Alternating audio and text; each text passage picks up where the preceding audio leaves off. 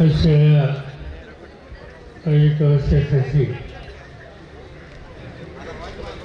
अतिशय महत्त्वाचे सगळे सहकारी या ठिकाणी उपस्थित आहेत. एक तर ज्योतिराव भगवाने यांचा पुतळा त्यांचं स्वागत तुम्ही या ठिकाणी केलं आणि त्याच्या अनावरणासाठी त्यांचे चिरंजीव अभय आणि कुटुंबाच्या लोकांनी अगत्य नावं सगळ्यांना निमंत्रित केलं त्याबद्दल त्यांना सुरुवातीला धन्यवाद देतो. आजच्या कार्यक्रमाचे अध्यक्ष देशाच्या लोकशाहीमध्ये तुम्हा सगळ्यांचं प्रतिनिधित्व करणारे जयश्री लोणचे, बाळासाहेब पाटील, शशिकांत शिंदे, प्रभाकरजी देशमुख, रणजितसिंह देशमुख, राष्ट्रवादीचे जिल्ह्याचे अध्यक्ष सुनील माने, विष्णू जानकर, अनिल देसाई, अमरसिंह जगताप, अन्य सगळे सहकारी आणि बंधू भगिनी, आजचा हा कार्यक्रम आपल्या सगळ्यांना एक प्रकारचा दिलासा देणारा कार्यक्रम. आपल्यासाठी कष्ट करणारा, यांची पार्श्वभूमी ही दारिद्र्याची होती, पण त्याच्यावर मात करून स्वतःच्या ताकदीवर उभं राहून एखादी गोष्ट हातामध्ये घेतल्याच्या नंतर ती पूर्णत्वास याची जिद्द एखाद्या व्यक्तीमध्ये असावी. नेमका तोच नमुना ज्योतिराव वाघमारे याच्यामार्फत आज या ठिकाणी आपल्या सगळ्यांना बघायला. त्यांच्याबद्दलच्या अनेक गोष्टी या ठिकाणी सांगितल्या आणि ती वस्तुस्थिती. पण मला स्वतःला त्या गोष्टीचं काही फारसं महत्त्व वाटायचं. तर त्याचं कारण हा मानदेश हा सगळा परिसर एक महाराष्ट्राच्या इतिहासाचा वेगळा आगळा असा परिसर. महान तालुका म्हणजे मानदेश आहे. महान तालुका हा मानदेशामध्ये आहे. खटाव त्या अठवडी तो सगळा भाग त्याला मानदेश म्हणून ओळखतात. आणि हा मानदेश दुष्काळाचं कायमचं संकट जगण्यासाठी कुठेही जाण्याच्या उद्देशी काळजी घेण्याची वेळ या सगळ्या गोष्टी सतत करणारा या मानदेशाचा प्रत्येक माणूस हा महाराष्ट्राचा आगळा वेगळा माणूस. मी केरळमध्ये गेलो की केरळमध्ये विमानतळावर उतरल्याच्या नंतर बाहेर केरळच्या लोकांच्यासाठी लुंगी बंधारणारं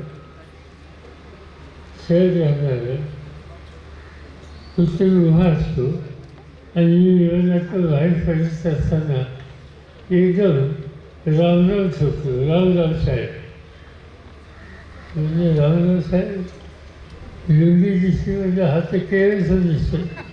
नाही मी मानदेशाचा, मी खटाव साहेब, मी आसपा दिसतो.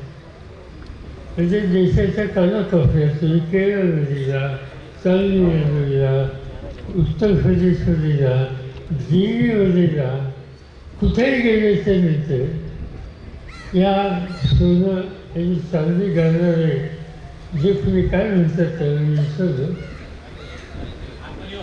असे झाले. ते कुठेही गेलो तर त्या ठिकाणी ते मिळत असतात. आणि त्याचं कारण हे की दुष्काळात सापडलेले अर्थव्यवस्था अडचणीत आहे पण परिस्थितीच्या मात करून सर्वांना जगण्याची जिद्द त्या ठिकाणी आहे आणि ते मानदेय सरकार पैकी दाखवतात की बघा बऱ्याचशी साहित्य घ्या. बऱ्याचशी साहित्यामध्ये मानदेशाची किती उंची माणसं जगणार. वाजपेयीला गजी वाजपेयीकर असो व्यंकटेश वाजपेयीकर असो त्याचं इतकं उत्तम साहित्य अलीकडच्या काळामध्ये वाचायला जातं. मला आठवतं की 25-30 वर्षापूर्वी गीत रामायण ऑल इंडिया रेडिओ येत असे हल्लीच्या लोकांना माहीत असे. पण ते गीत रामायणच्या दिवशी सकाळी असायचं आणि त्या दिवशी गीत रामायण लागल्याच्या नंतर पुणे असो मुंबई असो मोठी शहरं असो ही सगळी शहरं ओस करायची. हे सगळं रामायण गजी वाजपेयीकरांनी लिहिलं आणि ते लिहिताना ते त्याच्यामध्ये सांगितलं की मला उजवी येते त्या उजवीच्या भाषेवर माझा मानदेश. अनेक ठिकाणच्या अशा गोष्टी सांगता येतील प्रतिकूल परिस्थितीवर मात करतात. मला आठवते मी दिल्लीला एक दिवशी होतो. संरक्षण खात्याचा मंत्री होतो आणि सकाळी तुम्ही व्यक्तीचं भेटायला येत असतात महाराष्ट्र विशेषतः महाराष्ट्राचे. तर 4-2 लोक आले म्हणून समजलं चौकशी केली.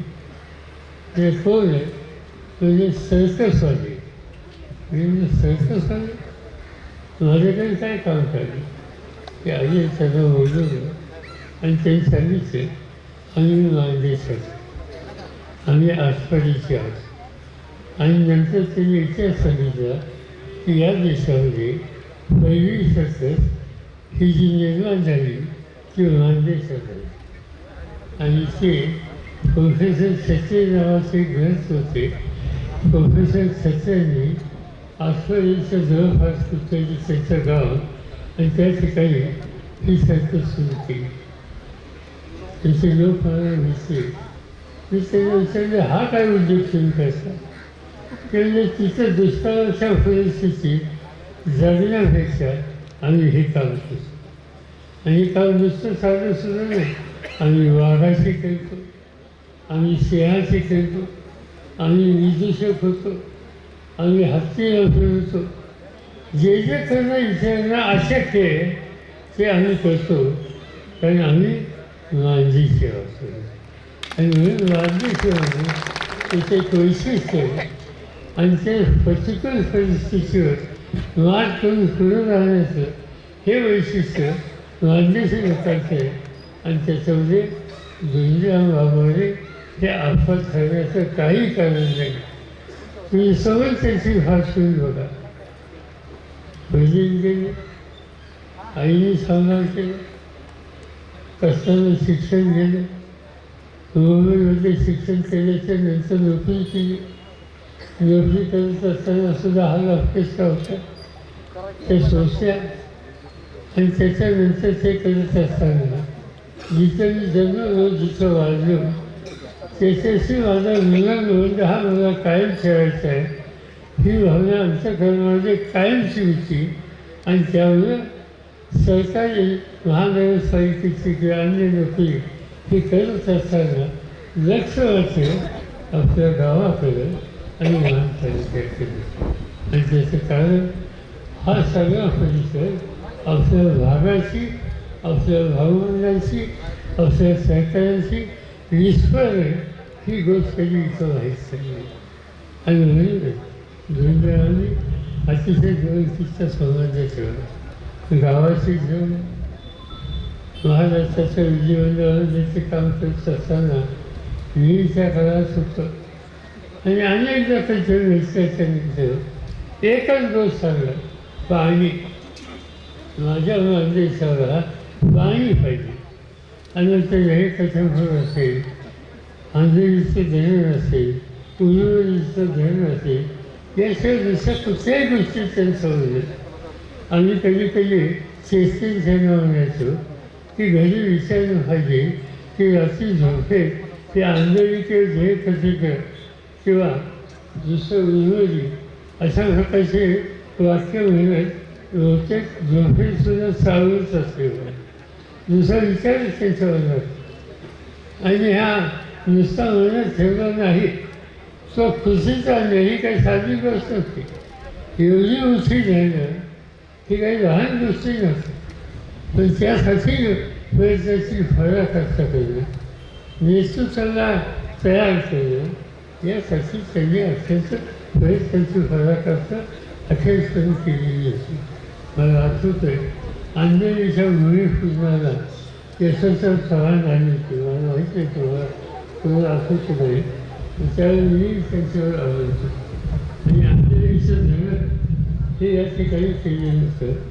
आणि त्या धरणाच्या उभारणीच्यासाठी चव्हाणसाहेब आले असताना कथाक्षणी त्यांनी झोंडीरावच्या नावाचा उल्लेख केला आणि त्याच्यावर स्वच्छ सांगितलं होतं की हा धरून या कामाची पूर्तता झाल्याशिवाय स्वस्त बसणार नाही त्या कामाला गती द्या या सूचना चव्हाणसाहेबांनी अधिकाऱ्यांना दिल्या आणि त्याची पार्श्वभूमी झोंडीरावचे सातत्याने या संबंधीचे प्रयत्न हे महत्त्वाचं कारण होतं आणि म्हणून राजकारणामध्ये अनेक गोष्टी करता येतात काही लोक करतात काही लोक दुर्लक्ष करतात त्यांनी कधी दुर्लक्ष केलं त्यांनी ज्यांनी मला मोठं केलं ज्यांनी मला सन्मान दिला जे माझे जीवाभावाचे साथी द्यायचे त्यांच्या जीवनात परिवर्तन होईल अशा प्रकारचं काही करणं शक्य असेल तर त्यासाठीच मी जन्माला आलो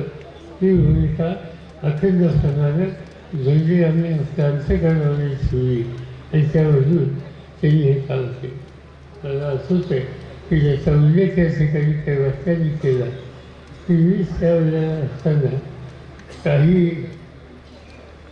स्वतंत्र खासदार आमदार निवडून आले मोठी संख्या होती मनोहर जोशी त्यावेळी मुख्यमंत्री झाले आणि मनोहर जोशीच्या मुख्यमंत्री पदाला या सगळ्या लोकांनी साथ द्यायची सवय ते काही त्याच्याशी समर्थ होते त्याचा आग्रह माझ्याकडे होता पण मीच त्यांना त्यावेळी सुचवलं की मला हवं तसं स्पष्ट बहुमत या निवडणुकीत मिळालं नाही त्यामुळं मी काही सत्तेची जबाबदारी घेणार नाही तुम्ही बहुमत ते मनोहर जोशी किंवा त्यांच्याकडे दिलं असेल तर जरूर तुम्ही त्यांच्याकडे जा आणि त्याच वेळेस दोन्ही आम्ही मला सांगितलं की आम्ही जातो पण आमची अट एक असेल आणि ती अट म्हणजे आमच्या दुसऱ्या भागाला पाणी द्या आम्हाला काही नको त्याची अट त्यांनी घातली त्या अटीतून त्याची काही कामं जी झाली त्याच्या फायद्यावरती हे पाठवली